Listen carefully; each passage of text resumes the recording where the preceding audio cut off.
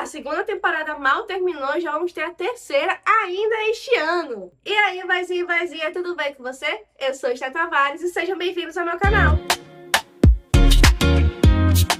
O oitavo episódio da segunda temporada de Percy Jackson já está entre nós, sendo o último dessa temporada, com um final épico. E é sobre ele que nós vamos conversar hoje, com spoilers. Então, se você ainda não assistiu esse episódio, pausa aqui, vai lá, mas volta que a gente precisa conversar. Então já deixa o like e já se inscreve no canal, porque ainda esse ano estarei aqui cobrindo a terceira temporada de Percy Jackson e você não pode perder. Esse episódio começa exatamente onde o anterior tinha parado, com todo mundo no carro da Sally indo para o acampamento. Ou melhor, no carro emprestado da Sally. Eu venho aqui me retratar porque eu sou péssima em diferenciar modelos de carros. Então eu não percebi que era o nosso icônico Prius azul, que pertence ao novo namorado de Sally Jackson. Ou você achou que um mulherão desse ia ficar solteira pra sempre? Promessas da próxima temporada! No caminho pro acampamento, eles se encontram com o Blackjack no meio da rua. A Sally acha estranho, mas o Percy já vai acalmando ela dizendo que ele é amigo do Pegasus. Super normal. Inclusive, essa já é a segunda aparição do Blackjack só nessa temporada. E até o momento nós não tivemos uma voz para ele. Então eu já tô aqui fazendo a minha petição para termos uma voz pro Blackjack.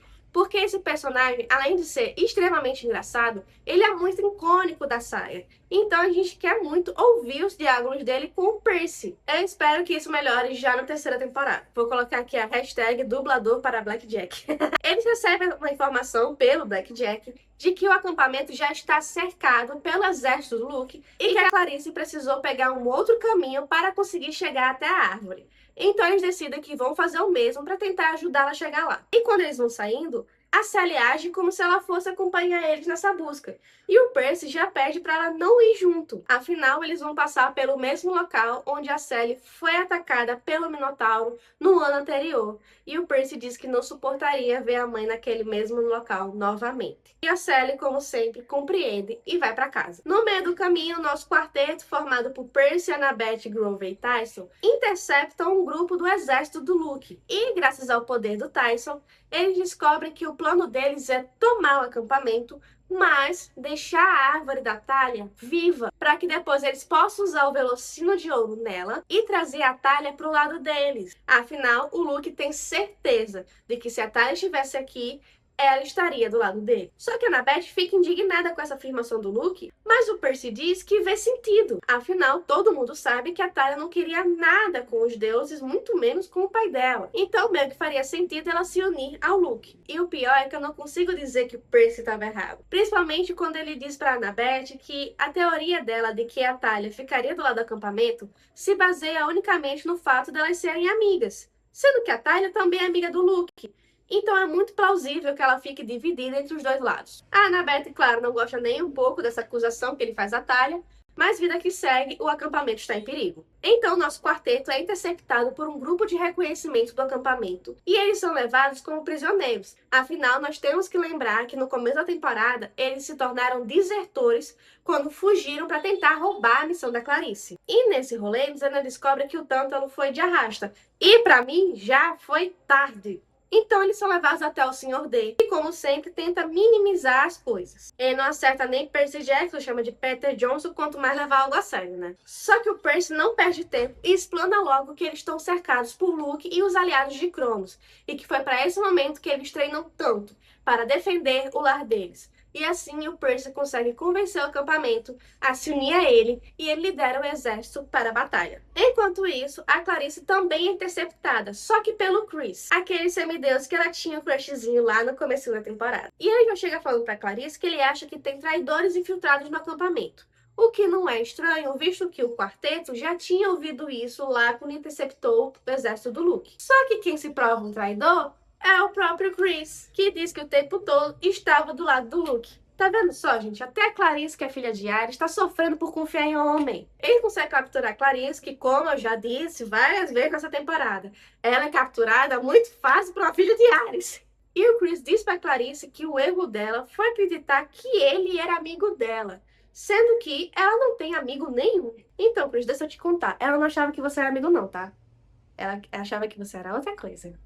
Nem te conta! Só que nesse momento a Clarice mostra que ela evoluiu e ela tem amigos sim. Quando a Annabeth e o Grover chegam pra salvar ela de biga, eles não só salvam a Clarice, como conseguem recuperar o Velocino de ouro. Velocino que passa, passa. Velocino que já passou. Quem ficar com o Velocino, coitadinho. Nesse momento, nós temos uma batalha épica na fronteira da Árvore da Tarde. E assim, gente, eu amei essa cena da batalha. Eu fiquei tensa do começo ao fim. E sério, essa série, ela só tende a melhorar em questões de cenas de luta. Inclusive, nós temos a luta do Percy com o Luke, que eu achei muito bem coreografada. Porque apesar do Percy começar ganhando e chegando até a desarmar o Luke, na verdade, ele leva um cacete. Esse menino apanha tanto que ele perde o caminho de casa. Só que quando a gente acha que tá tudo perdido, novamente vem ele, o herói da temporada, para salvar o irmãozinho dele com o tridente. Afinal, filho de Poseidon, o Tyson. Inclusive, o Tyson rebola o Luke lá pra longe, eu achei o máximo. Nesse momento, a gente vê a Annabeth, o Grover e a Clarice chegando de biga na batalha com o Velocino.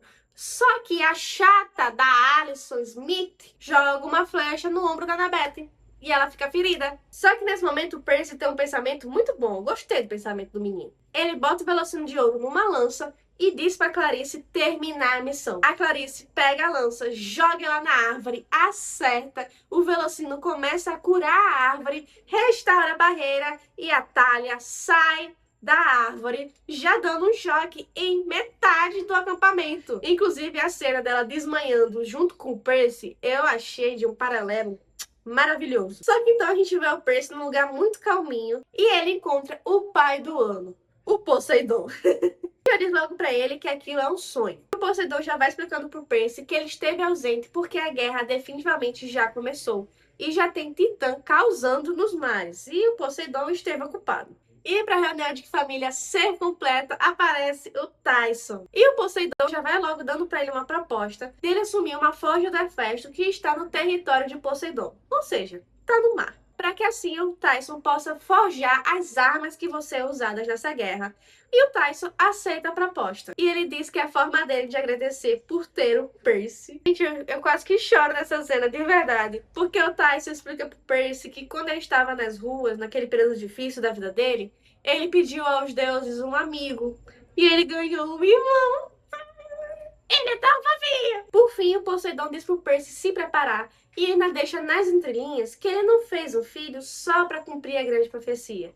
Ele também fez isso por amor. A Sally Jackson tem o coração do Poseidon aqui, ó, na palma da mão dela. Então o Percy acorda e descobre que esteve apagado por 3 dias e que nesse meio tempo o Quirrell está de volta no acampamento. E nós temos o que talvez seja o único momento de paz que o nosso trio teve durante toda essa temporada, com o Grover e a Annabeth dizendo que o Percy baba enquanto dorme. Ai, gente, eles são tão piticos. Indo encontrar o Quirrell, eles encontram no meio do caminho a Clarice, que informa a eles que ela está responsável por todo o treinamento militar do acampamento para a guerra. E ela ainda afirma que o Percy e a Annabeth vão ser aliados muito úteis. O que, na linguagem da Clarice, é quase uma declaração de amor. Ela ainda mandou, cala a boca, Jackson! Para não perder o costume. Quando o trio consegue conversar com Quirrell, ele revela que não consegue mais obedecer totalmente à vontade dos deuses e manter os seus alunos seguros, sendo um exemplo para eles. E conhecendo Quirrell, essa segunda parte está sendo muito mais importante para ele agora. Então ele disse que vai revelar o que realmente aconteceu naquela fatídica noite. Um disclaimer muito rápido nesse momento. Durante a primeira temporada, o Zeus foi interpretado pelo ator Lance Reddick, que infelizmente veio a óbito pouco antes do lançamento da primeira temporada. E por causa disso, ele teve que ser substituído e agora na segunda temporada, e creio que até o fim da série, o Zeus será interpretado pelo ator Courtney B. Vance, que inclusive interpretou o Cobra Bubbles no live action de Lilo e Stitch. O Quirrell revela que naquela noite, quando a Minnie, a Annabeth, o Luke e o Grover entraram no acampamento e a Thalia ficou para trás para protegê-los, ele viu tudo e que inclusive ele estava preparado para ajudar a Thalia e defendê-la. Só que aconteceu uma coisa estranha. As fúrias não atacaram. Na verdade, elas conversaram com a Thalia e revelaram a ela a grande profecia, dizendo que, na verdade, o Zeus precisava da filha para que ela lutasse uma guerra dele. E, nesse momento, o Zeus decide que as fúrias falaram demais e dizima todas elas. E ainda surge para tentar levar a Thalia no papinho. Mas, como eu já disse nesse vídeo, a Thalia não quer nada com os deuses e muito menos com Zeus. E ela ainda ameaça ir embora do acampamento. Só que sendo Zeus, ele não tá muito acostumado a ouvir um não. Então como é que ele obriga a Thalia a permanecer no acampamento?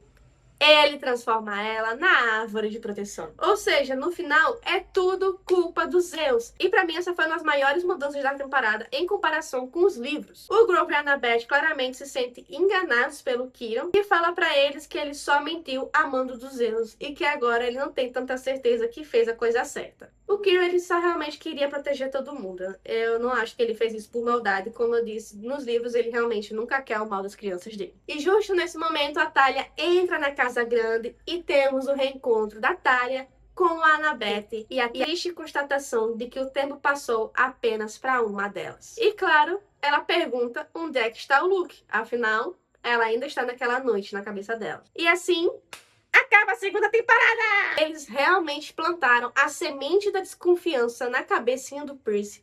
Tanto que a cena final dessa temporada é ele olhando pra Thalia com uma cara de que pouquíssimos amigos. E eu acredito que essa mudança foi principalmente para deixar a gente ainda mais animado para a terceira temporada e saber se a gente pode ou não confiar na Thalia. E se você gostou desse vídeo, não esqueça de deixar o like e se inscrever no canal, porque nos créditos nós temos um teaser da terceira temporada com o Percy e a Annabeth em um baile da escola dançando ao som de Until I Found You. Eu amo essa música! E não esqueça de se inscrever, porque com certeza eu estarei aqui cobrindo a terceira temporada que foi confirmada ainda para esse ano. Mas até lá, nossa programação de quarta-feira se encerrou. Aí eu faço a pergunta, a gente já pode voltar a usar rosa às quartas?